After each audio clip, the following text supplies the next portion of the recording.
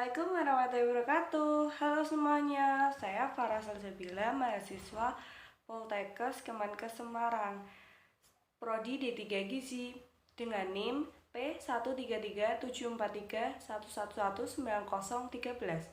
Saya di sini akan menjelaskan tentang pengasapan. Yang pertama, apa itu definisi pengasapan? Pengasapan pangan merupakan salah satu cara pengolahan yang bersifat mengawetkan dengan mendukung diversifikasi pangan.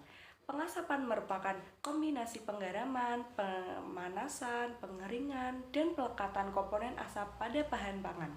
Pengasapan adalah salah satu cara memberi aroma atau proses pengawetan makanan, terutama pada daging dan ikan. Makanan diasapi dengan panas dan asap yang dihasilkan dari pembakaran kayu dan tidak diletakkan dekat dengan api agar tidak terpanggang atau terbakar. Sebelum diasapi, daging biasanya direndam di dalam air garam. Beberapa jenis ikan tidak perlu direndam terlebih dulu di dalam air garam. Setelah dilap dan dikeringkan, makanan digantung di tempat pengasapan yang biasanya memiliki cerobong asap. Sebagian kayu asap yang biasanya dipakai adalah serpihan kayu yang bila dibakar memiliki aroma harum, seperti kayu pohon ek, dan bukan kayu yang memiliki damar. Ke dalam kayu bakar bisa ditambahkan rempah-rempah seperti cengkeh dan akar manis. Sewaktu pengasapan berlangsung, makanan harus dijaga agar seluruh bagian makanan terkena asap. Waktu pengasapan bergantung ukuran potongan daging dan jenis ikan. Api perlu dijaga agar tidak boleh terlalu besar. Apabila kayu dipanaskan, maka sejumlah senyawa kimia akan terbebaskan ke udara. Asap kayu terdiri dari partikel-partikel bahan yang kecil, ringan, dan tersebar di udara. Ukuran dari partikel-partikel bahan ini tergantung keadaan bagaimana asap itu terbentuk.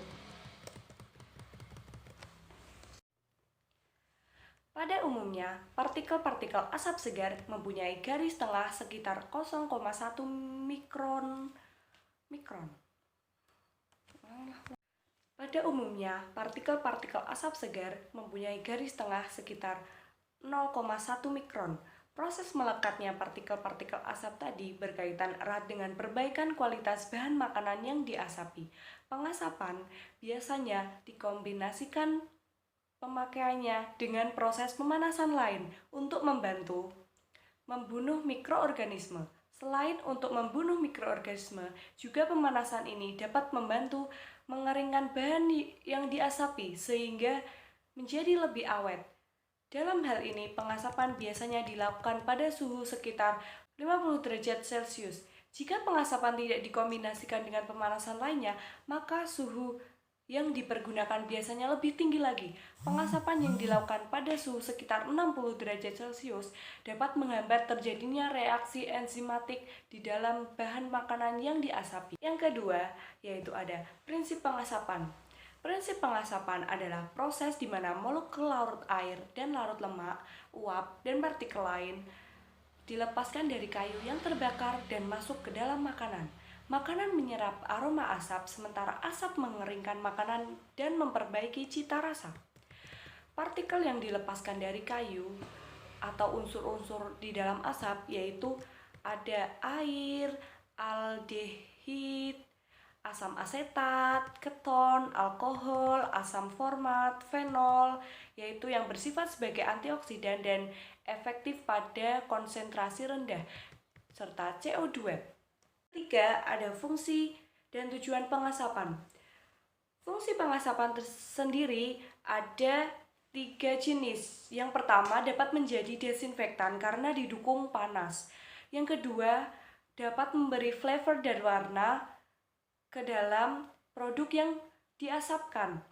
Yang ketiga, dapat menjadi pengawet, mencegah tengik, atau mencegah antioksidasi. Selanjutnya ada tujuan pengasapan. Tujuan pengasapan juga terdapat Tiga tujuan pengasapan. Yang pertama, untuk mengawetkan atau memperpanjang masa simpan. Yang kedua, memperoleh cita rasa dan kenampakan yang khas. Yang ketiga, meningkatkan nilai ekonomi produk yang diasap. Yang keempat, saya akan menjelaskan tentang metode pengasapan. Metode pengasapan itu terbagi menjadi dua, pengasapan tradisional dan pengasapan modern. Untuk pengasapan tradisional itu sendiri terbagi menjadi dua, yaitu pengasapan menggunakan panas dan pengasapan menggunakan dingin. Untuk pengasapan menggunakan panas, sumber asap berada langsung di bawah lemari asap dan langsung mengenai bahan yang diasap.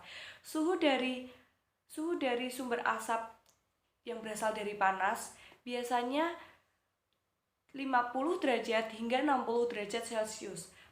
Pengasapan panas memerlukan waktu beberapa jam. Bisa sekalian memasak. Jika sekalian sampai masak, usahakan suhu dalam ruangan sekitar 55 sampai 82 derajat Celcius. Selanjutnya dari pengasapan tradisional yaitu menggunakan dingin. Pengasapan dingin bisa jauh lebih lama, kadang beberapa hari, bahan agak jauh dari sumber asap. Asap dialirkan melalui pipa aliran. Asap kemudian mengenai bahan yang diasap, suhu sekitar 30 hingga 40 derajat Celcius. Bahkan ada yang suhunya di bawah 30 derajat Celcius. Pengasapan dingin tidak bisa memasakkan, dan sebagian besar mikroorganisme dari pengasapan dingin tersebut masih hidup. Biasanya dilakukan pada daging babi untuk pengasapan dingin. Untuk kelemahan pengasapan tradisional sendiri, yaitu ada waktu persiapannya lama, tidak terkontrol kualitasnya, cemaran bau asap, resiko kebakaran, dan waktu optimum dan suhu pengasapan tidak dapat dipertahankan. Dan yang terakhir, menghasilkan senyawa karsinogen seperti fenol, nitrosamin, dan benzopiren. Yang kedua, dari metode pengasapan sendiri, yaitu ada pengasapan modern. Pengasapan modern dibagi menjadi dua jenis, yaitu pengasapan menggunakan fase gas dan pengasapan menggunakan asap cair. Prinsip pengasapannya adalah bahan direndam atau dicelupkan dalam asap cair diikuti dengan pengeringan. Untuk pengasapan cair sendiri, asap cair merupakan senyawa-senyawa yang menguap secara stimulan dari reaktor panas melalui teknik pirolisis dan kondensasi pada sistem pendinginan. Asap cair dibuat melalui beberapa tahapan, yaitu pirolisis, kondensasi, dan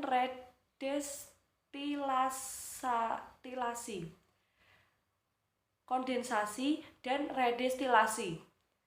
Kualitas, komposisi, dan komponen yang terdapat dalam asap cair dipengaruhi oleh jenis bahan baku yang digunakan. Komponen utama dalam asap cair terdiri atas asam devirat, fenol. Senyawa fenol dan asam asetat dalam asap cair dapat menghambat pertumbuhan bakteri Pseudomonas fluorens, Bacillus subtilis, Escherichia coli, dan Staphylococcus aureus.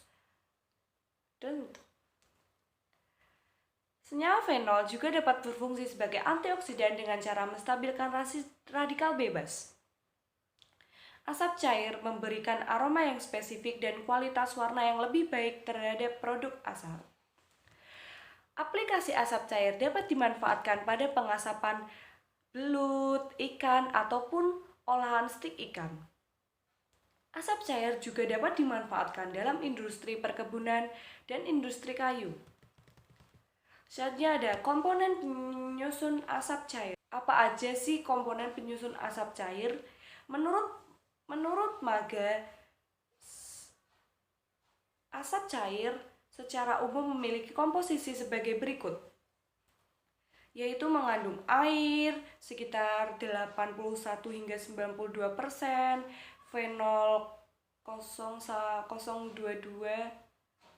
fenol 0,22 hingga 2,9%, asam 2,8 hingga 4,5%, karbonil 2,6 sampai 4,6%, dan tar 1 hingga 17%. Sedangkan menurut Bletcher et al. Pada tahun 1996, komponen utama kondensat asap kayu adalah karbonil 24,6% dan asam karbosilat 39,9% dan fenol 15,7%. Komponen asap tersebut berfungsi sebagai antimikroba, antioksidan, pembentuk aroma, flavor, dan warna.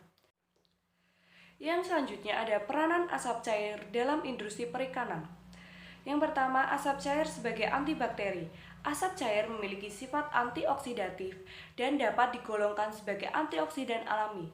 Senyawa yang berperan sebagai antioksidan adalah fenol, yang merupakan antioksidan utama dalam asap cair. Yang kedua ada asap cair sebagai antioksidan. Asap cair sebagai antioksidan yaitu karena asap cair memiliki sifat antioksidatif dan dapat digolongkan sebagai antioksidan alami. Senyawa yang berperan sebagai antioksidan yaitu senyawa fenol. Yang selanjutnya ada asap cair sebagai pemberi aroma dan warna.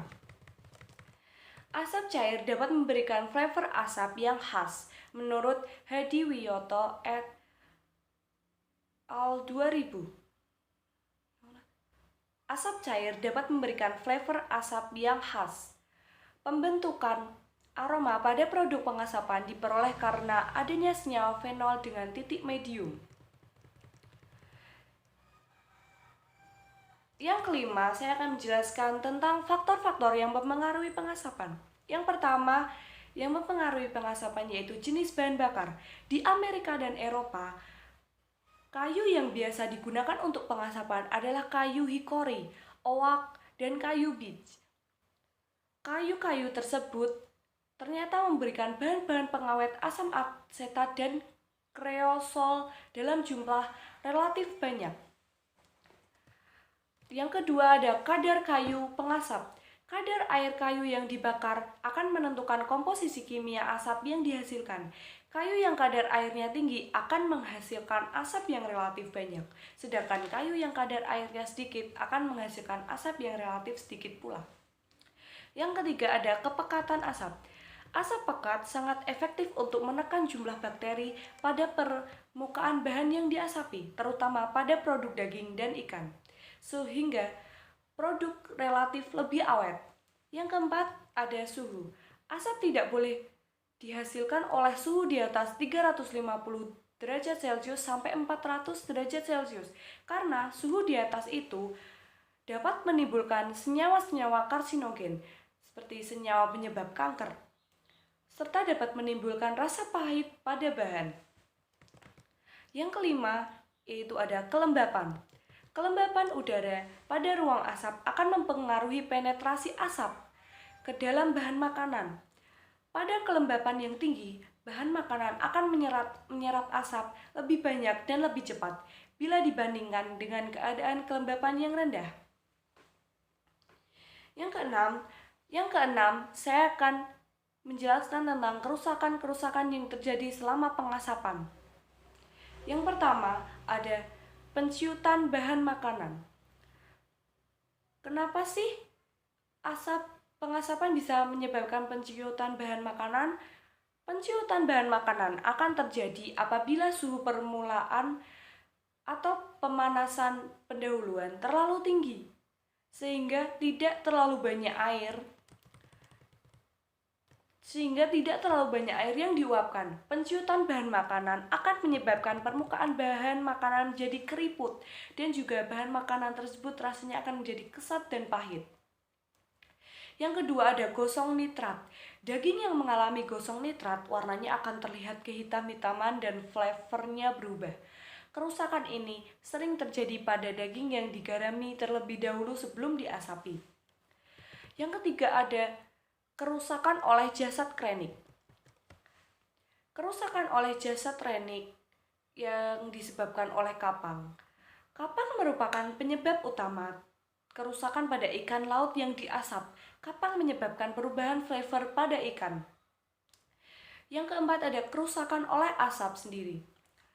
Kerusakan ini terjadi apabila kayu yang digunakan pengasapan mengandung senyawa tertentu yang menyebabkan berubahnya flavor pada bahan makanan yang diasapi.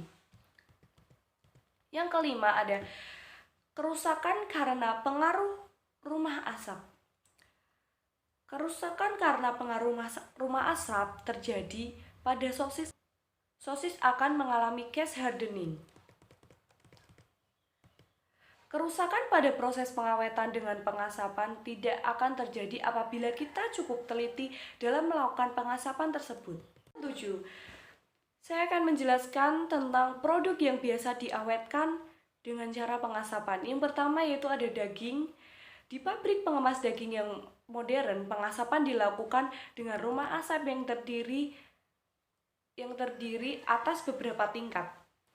Apabila daging yang diasapi akan disimpan pada suhu kamar, maka daging tersebut harus diasapi pada suhu 57,2 derajat Celcius sehingga suhu bagian dalam daging mencapai 110 derajat Celcius.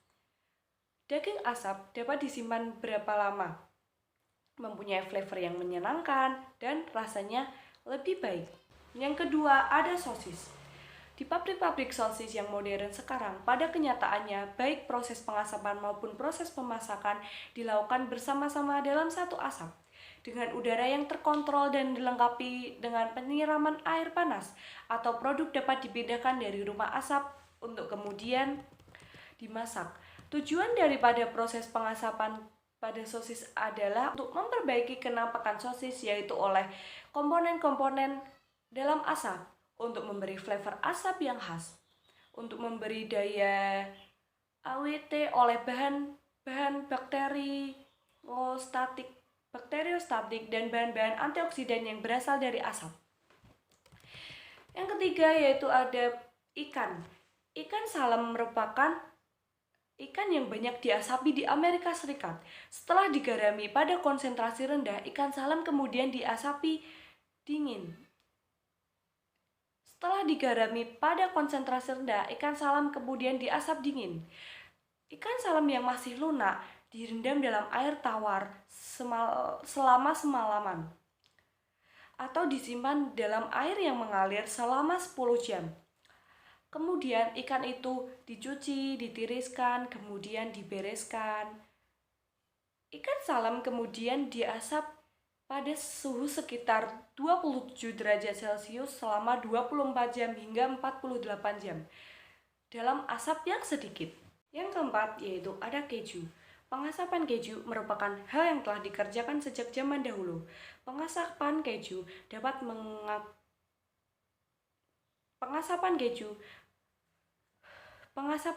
dapat memperbaiki kualitas penyimpanan keju tersebut. Hal itu disebabkan karena permukaan keju akan diseliputi dan diliputi oleh senyawa-senyawa antimikroba dan antioksidan yang memang terdapat dalam asap. Dengan demikian, keju akan langsung terhindar dari serangan kapang dan jasad-jasad renik lainnya.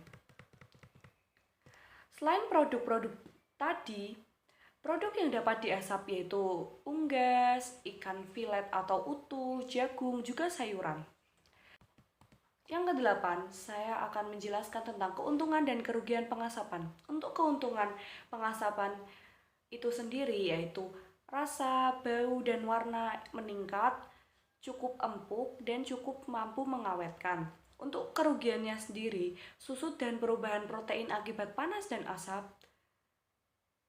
Untuk kerugiannya sendiri yaitu susut karena adanya perubahan protein akibat panas dan asap, terbentuk hidrokarbon aromatik yang berbahaya seperti karsinogen, Kesimpulan yang bisa diambil dari metode pengasapan di atas yaitu pengasapan terdiri dari dua metode, yaitu metode tradisional dan metode modern sendiri.